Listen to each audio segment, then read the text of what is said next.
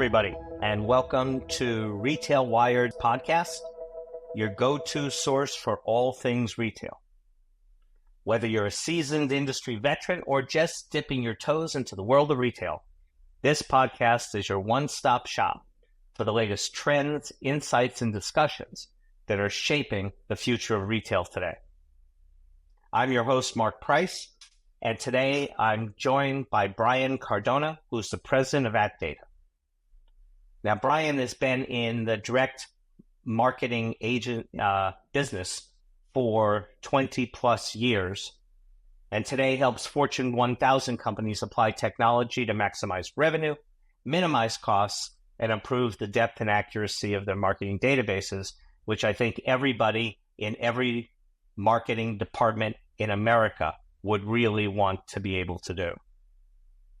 Now, Brian is a longtime veteran of what was at the time Tower Data, where he rose from the VP of Business Development to becoming the president of the company, which he led for 10 years before its merger with Fresh Address to become AtData. So, Brian, thank you for coming on this podcast today, and really interested to hear a little bit about what you are doing right now and where you see things are going with data quality, dealing with issues around the deprecation of third-party cookies. And of course, there is no podcast that could possibly be complete these days without talking about AI. But at the beginning, would you just tell us a little bit about yourself and kind of as you've seen over the last, what looks like 19 years of being in the company and the last 10 years of leading it, how have things changed and how did you get to where you are today? Awesome. Yeah, thanks, Mark. It's great to be here today. I appreciate you having me. Right. So I think you touched on the two main things of Tower Data and Fresh Address coming together is AtData, and we are the email experts. So combined, both companies are over 20 years old, and we were both born with the advent of email marketing, right? So email is our DNA. And over the past couple of decades, we've seen, right, a lot change. Email is, when we think about email marketing, right, in 20 years ago, it was about list size and contacting customers with a newsletter or maybe sending out a coupon. And now the email address is so much more. So AtData provides email address intelligence to help our customers do all things with that email address and more than just email marketing.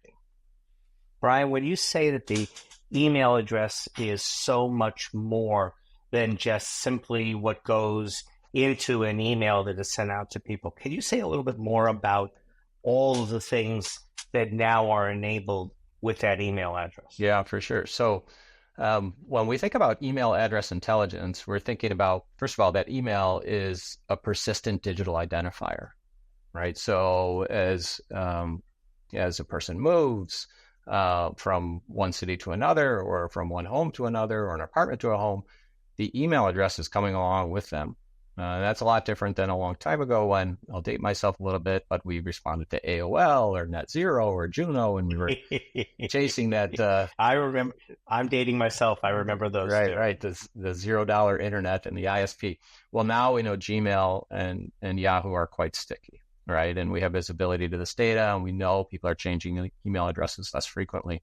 And also people have more than one email address, right? And so, how do we consider that as businesses or as retailers? But when we're thinking about email address intelligence, it's primarily four things, right? First, we're thinking about the email address with respect to deliverability. So that's the traditional email validation.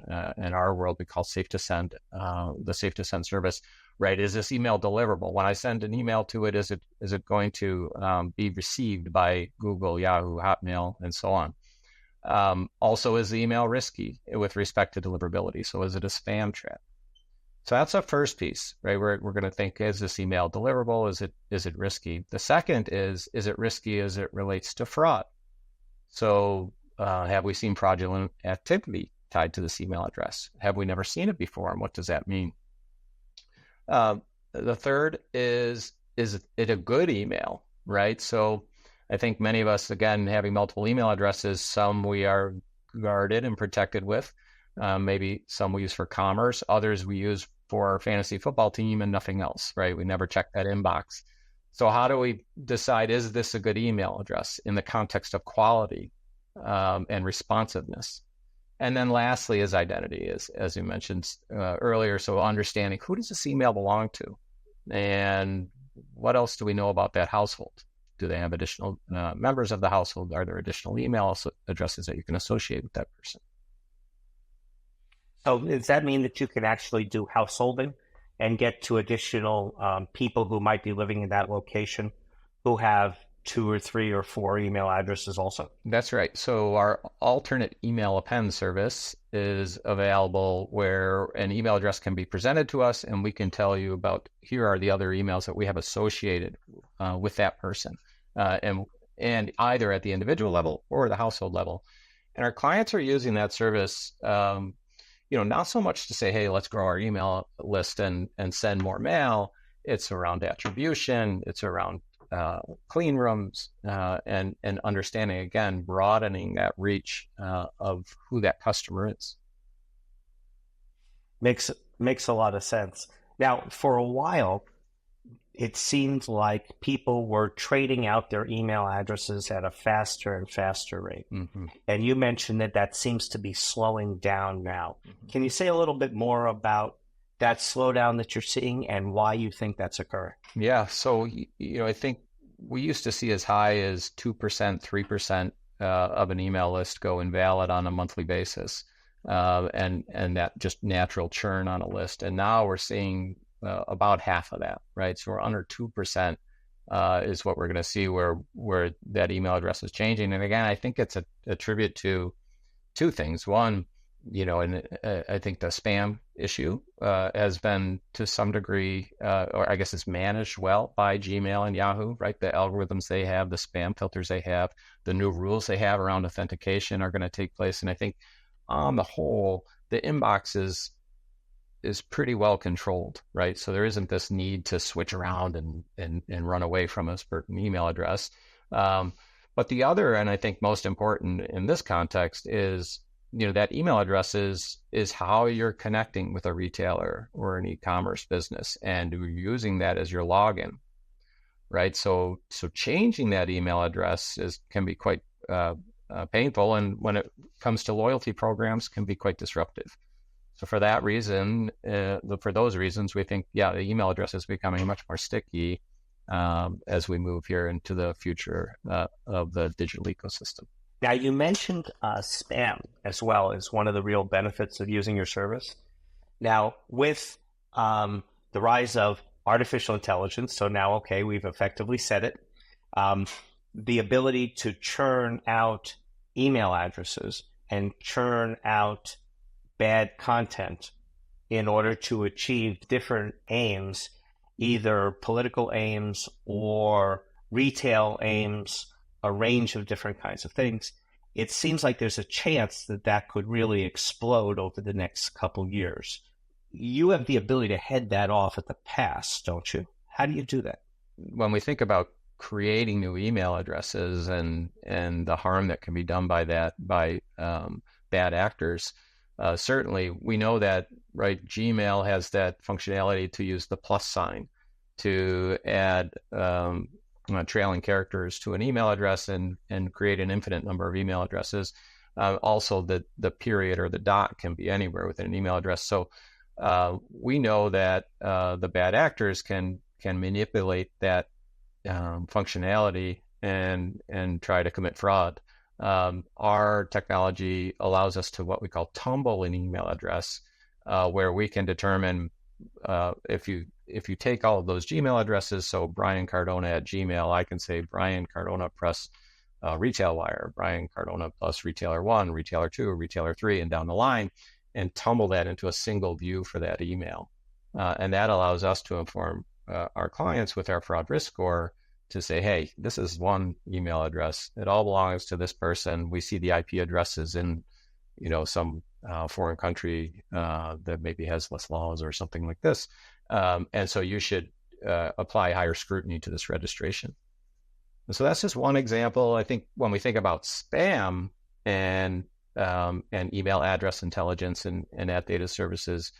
I think it's more around navigating that inbox placement. And so entirely separate from fraud risk, we think about the quality of those email addresses, and are they going to be emails that engage with people that engage with the emails that you send? And if they do, that improves your sender reputation and therefore your inbox placement. Now, I think that you've created some sort of engagement score for email addresses. Can you say a little bit about how you do that, and then how you see retailers using that information to change maybe who they're targeting and how often, what kinds of communications they're doing? We have an engagement score that's included as a feature of our email validation service, Safe to Send, and that's telling us exactly whether that email address is, across our broader network of signals, an email that's an opener and a clicker.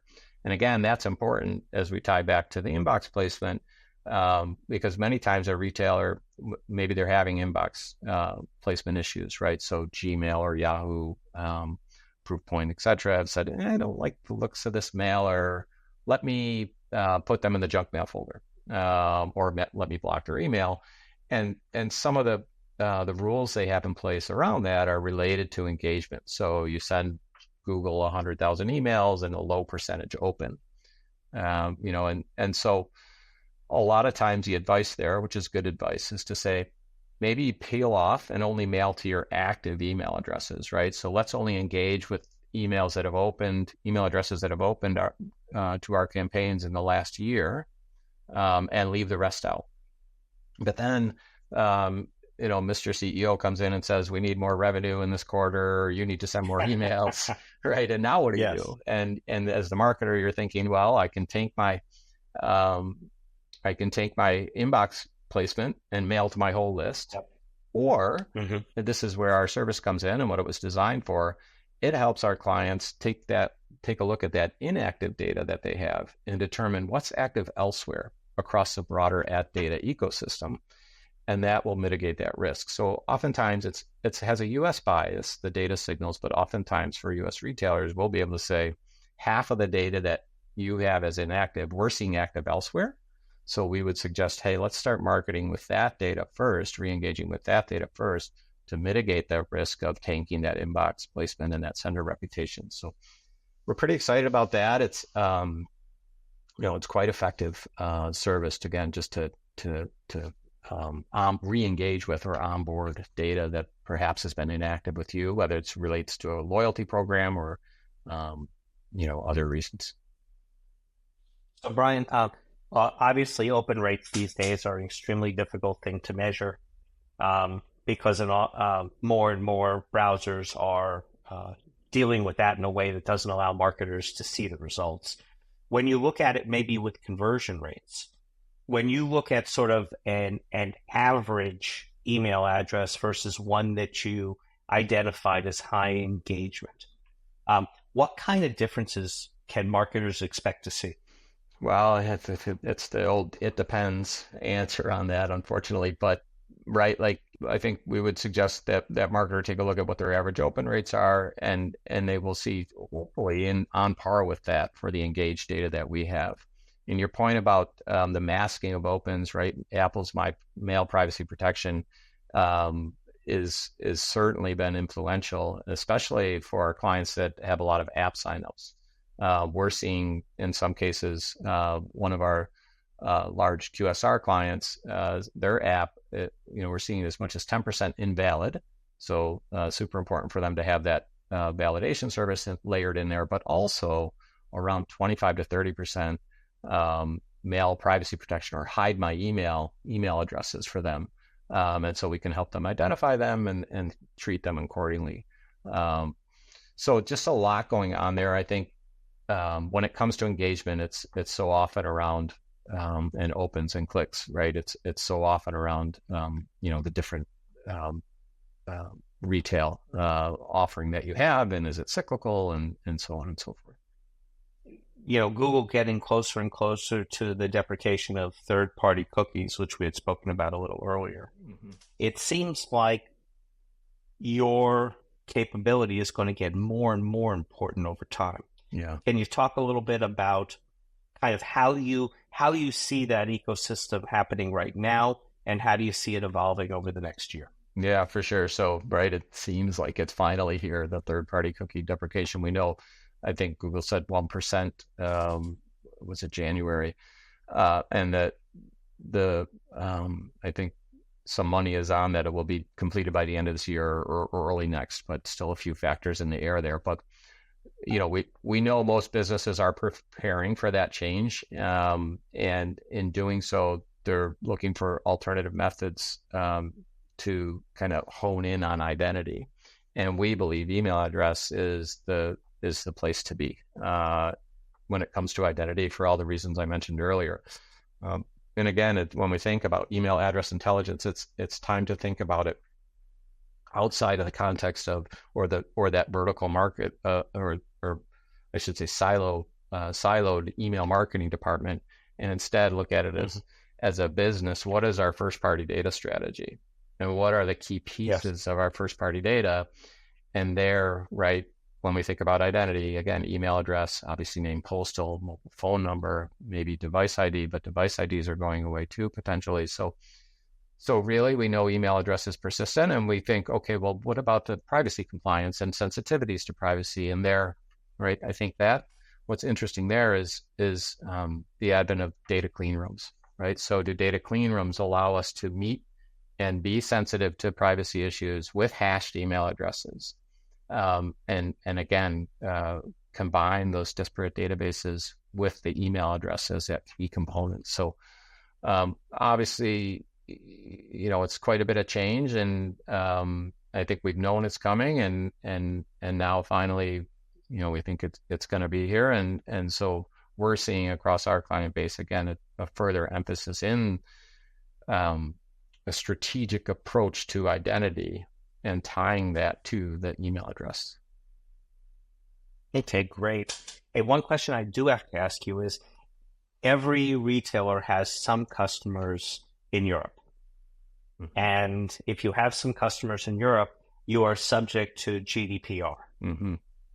And so I was wondering, and you're subject to it not just for the customers in Europe, you have to have the capability inside your database anyway, in addition to CCPA and the Massachusetts laws and the laws that are cascading across Colorado, the United States. Yeah.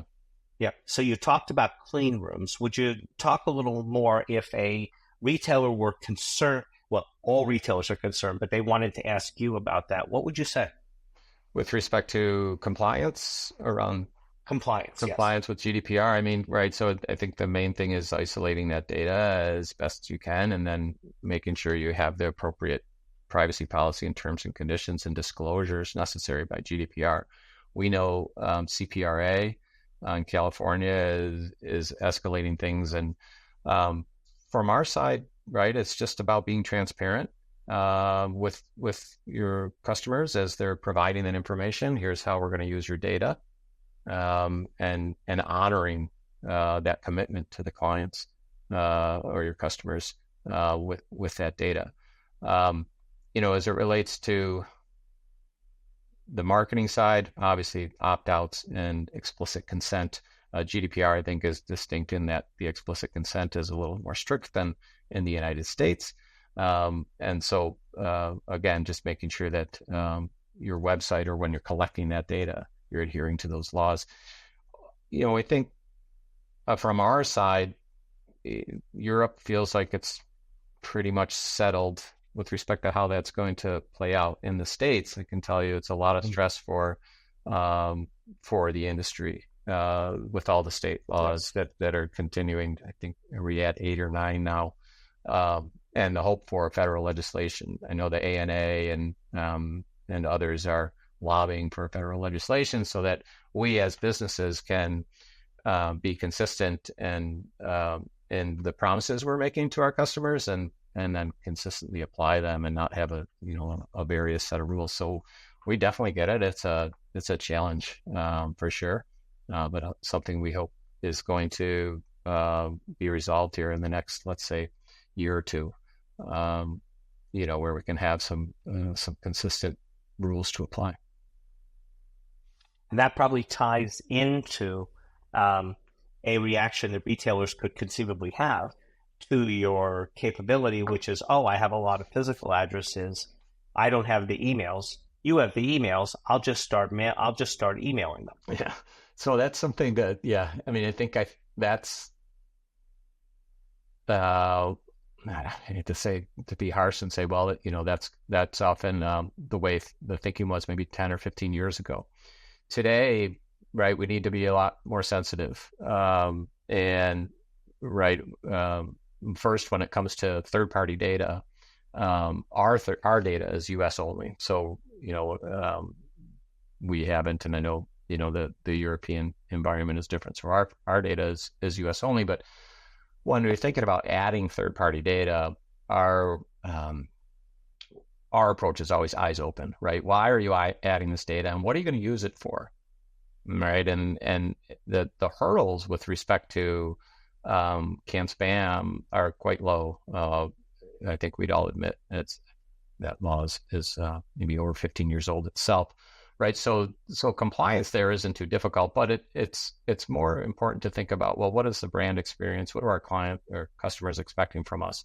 And there, right, it makes sense to use third-party data, but use it in a way that's on brand, I'll say. And so, for example, you may not choose to just start mailing to the data, but you may use it just within your identity graph, or you may use it for attribution, or you may use it for display advertising and other means. So it's definitely, one of those things that it depends on the business and how they're set up and what their brand promise is, but something to be thoughtful about for sure.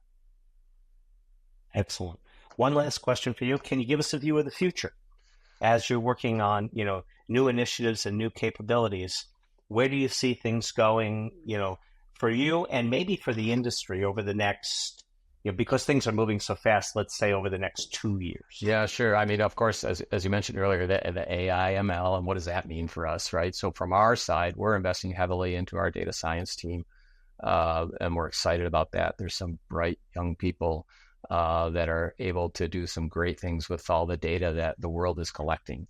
And so that's super exciting, right? All of our scores are now being driven by this team of data scientists. And as someone with the experience that I have, it's pretty cool to see how quickly they can spin up and make decisions and iterate on those decisions, right? It's time to make some changes. So that's something that we're super excited about.